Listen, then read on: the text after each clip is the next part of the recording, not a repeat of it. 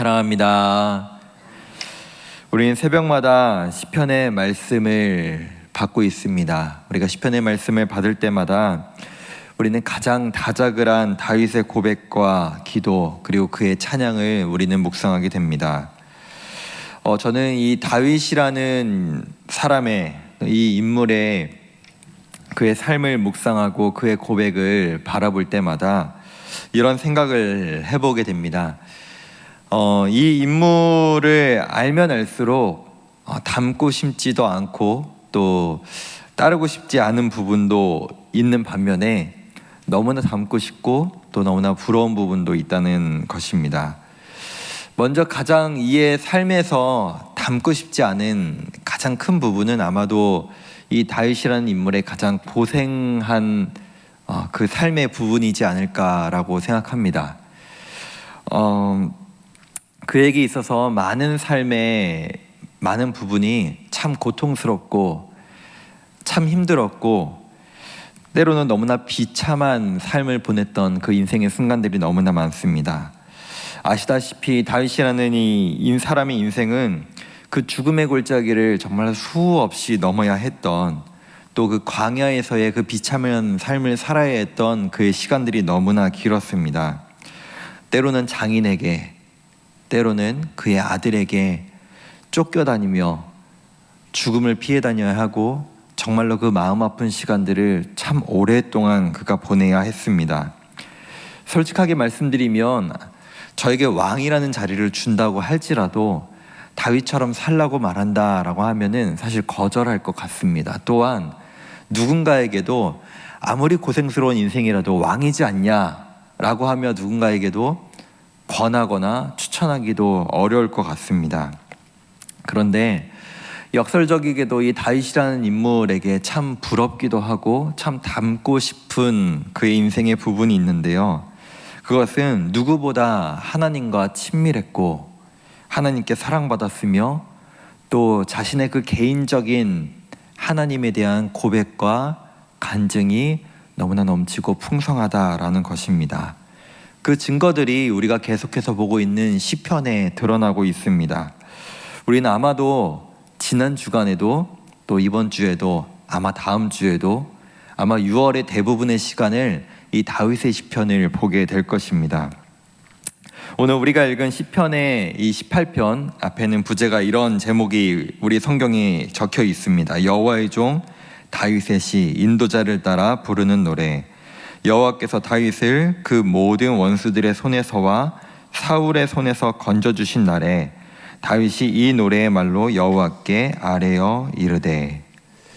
오늘 이 시편 18편은 감사 시편이라고 말하기도 하고 또 50절에 우리가 읽지 않았지만 왕이라는 표현이 있어 제왕 시편이라고 하기도 합니다. 아마도 이 시를 백성들과 함께 드리는 예배 가운데서 그 왕으로서 하나님께 감사를 올려드린 시편이다라고 학자들은 많이들 얘기하고 있는데요. 사무엘하 22장에 보시면 이 다윗의 노래가 이 시편 18편과 거의 동일한 시편이 기록되어 있습니다. 이 시편을 우리가 읽어보면 이 사무엘서 전체적인 결론을 우리가 알 수 있습니다.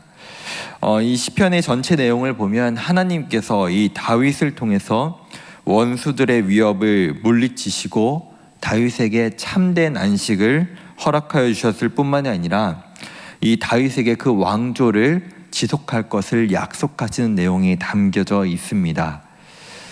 그를 기념하며 또 지금까지 자신 그 다윗과 함께 하신 그 하나님을 감사하며 이 시편을 드렸던 것입니다. 그런데 이 시편 또는 이 시편 18편뿐만이 아니라 다윗이 하나님께 올려드리는 그 감사와 그 자신의 고백을 드리는 시편들을 볼 때 이런 생각이 들었습니다. 혹시 마지막으로 사랑하는 그 누군가에게 편지를 기록해 본 적이 언제신가요? 제가 생각나는 것은 작년 수능 때 수능날에 이 자리에서 함께 기도하면서 제가 부모님들께 편지지를 나눠드리면서 자녀들에게 한번 편지를 써보시라 라고 해본 적이 있습니다. 아마도 요즘 자필로 편지를 쓴다는 것은 자주 있는 일은 아닐 것 같습니다. 저도 제 아내에게 가끔 편지를 쓰는데요. 대부분은 생일날이나 뭐 결혼기념일 같은 그런 특별한 날에만 편지를 쓰게 되는 것 같습니다. 우리가 보통 그 편지에 내가 사랑하는 누군가에게 편지를 기록할 때 때로는 사랑의 표현, 때로는 감사의 표현, 때로는 정말로 그 미안함, 내가 평소에 미안했던 부분들을 기록하고는 합니다. 그런데 그 편지를 우리가 기록할 때, 자필로 편지를 기록할 때 우리는 보통 이런 내용을 적지는 않습니다. 공적인 내용이죠. 예를 들어 제가 제 아내에게 편지를 쓴다고 할 때 이런 내용을 적지는 않습니다. 당신은 한국 사람입니다. 당신은 고향 시민입니다. 당신은 일산교회 출석합니다. 당신은 오성진이라는 사람의 아내입니다. 라는 그런 공적인 누구나 아는 내용과 사실을 적지 않습니다. 대부분은 내가 정말로 그 개인적으로 사랑하는 어떤 그 표현들 또는 그 감사함들 또는 나와 그 상대방만 아는 그 어떤 사건과 그거에 대한 미안함의 표현들을 기록하는 것이 정말로 진실된 그 표현이자 진실된 그 마음의 그 사람을 향한 표현이죠. 그런 표현들이 담겨 있고 그것들을 서로 주고받을 때 그 서로의 관계가 더욱더 깊어질 것이고 그 적혀진 글의 진실성이 더해질 것입니다. 이것을 생각해 보며 저의 하나님을 향한 기도를 한번 돌아보았습니다. 물론 우리가 이 자리에 나와서 수요 예배든 또는 주일 예배든 대표 기도를 할 때는 우리는 공적인 표현들, 성도들을 대표해서 이 예배에 나온 모든 성도들을 대표해서 기도하는 것이기 때문에 공적인 표현들이 당연히 들어가 있어야 합니다. 그렇다면 우리의 개인적인 기도에는 과연 얼마나 하나님을 향한 그 개인적인 고백, 하나님과 나만 알고 있는, 정말 나만 하나님께 드릴 수 있는 그 고백들이 얼마나 담겨져 있는가. 이 시편 18편의 고백, 우리 전체를 보면 1절부터 50절까지의 내용인데요. 이 고백들을 보면 다윗이 하나님을 향한 얼마나 그 개인적이고 확실한 그 믿음의 신뢰가 가득한 고백들이 얼마나 많이 담겨 있음을 우리는 보게 됩니다. 우리에게 너무나 익숙한 표현이죠. 1절에 보시면 나의 힘이신 나의 여호와. 그뿐만이 아니라 그가 광야에서 도망자 신분일 때의 그 삶에서 나오는 그 고백들이 담겨져 있죠. 나의 피할 바위 되시고 나의 반석 되신 나의 여호와 하나님이시여. 우리의 삶에서 얼마나 우리는 반석과 바위 이런 표현들을 하나님께 드릴 때가 있을까요? 그뿐만이 아니죠. 군인이었던 그 다윗은 그 자신의 군인의 신분에 맞게 또 이런 표현들도 하나님께 드립니다. 나의 요새 되시고 방패 되시며 산성 되신 여호와다. 우린 이 표현들을 빌려서 하나님을 찬양하고 하나님께 기도하고는 합니다. 그러나 이 표현들이 잘못됐다는 것은 아니지만 우리가 과연 이 표현들이 얼마나 우리의 마음이 담기고 우리 얼마나 개인적인 그 고백이 담겨져 있을까라는 생각도 해보게 됩니다. 내가 만약에 하나님 앞에 하나의 시를 적어본다면, 하나님 앞에 마음 담아 나의 편지를 적어본다면, 내 기도문을 적어본다면 과연 나의 표현은 얼마나 내 개인적으로 하나님과 나만 알고 있는 그런 고백들이 드러날 수 있을까라는 생각도 해보게 됩니다.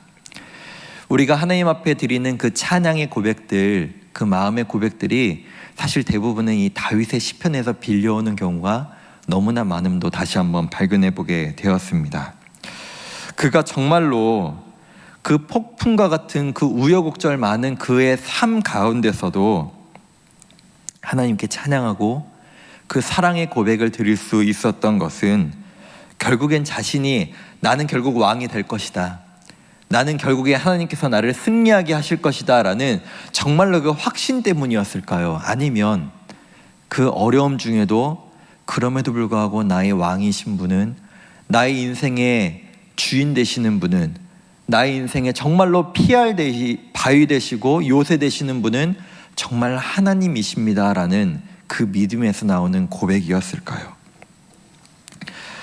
지금 주일학교에서는 유아부 아이들부터 고등부 우리 학생들까지 출애굽기 내용들을 통해서 말씀을 받고 있습니다.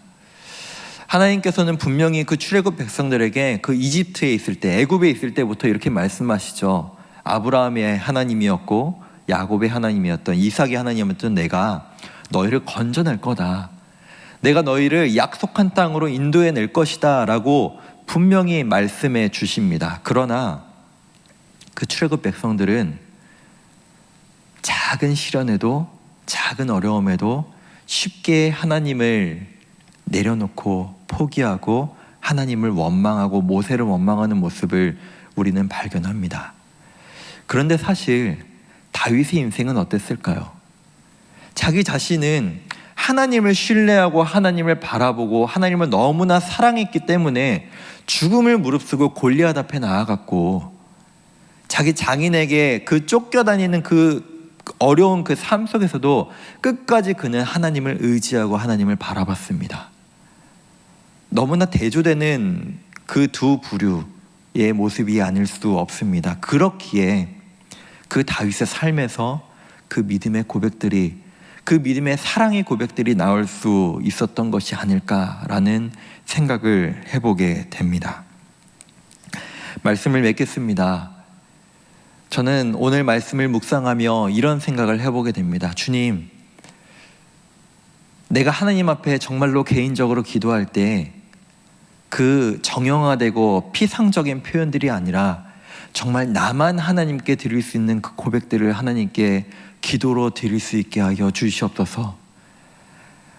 내 신앙생활이 내가 하나님께 기도를 하면 할수록 그 정해진 표현, 그 정해진 기도의 모습들, 아니 남들이 하는 표현들, 아니 대표기도 때 하는 그 모습들이 아니라 정말로 하나님께 이 다윗과 같이 마치 내가 내 아내에게 편지를 쓰면서 할 수 있는 그런 표현들처럼 하나님께도 그렇게 사랑의 표현들을 날이 갈수록 그 깊은 표현들, 그 깊은 사랑의 고백들을 주 앞에 드릴 수 있게 하여 주시옵소서. 또한 내가 그 고백을 드릴 수 있도록 하나님 나에게 은혜를 주시옵소서, 나에게 그 간증거리들을 주시옵소서 라고 기도할 수 있게 되기를 주 앞에 간절히 고백했습니다.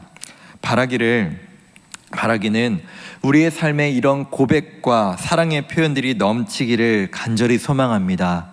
또한 하나님 앞에 이처럼 고백할 수 있는 간증거리들과 그 은혜들이 우리 삶에 넘치기를 또한 소망합니다. 그 하나님을 찬양하며 신뢰하며 또 우리의 힘 되시며 반석 되시는 주님 앞에 날마다 신뢰함으로 나아가는 저와 우리 사랑하는 성도님들 되시기를 간절히 소망합니다. 기도하시겠습니다.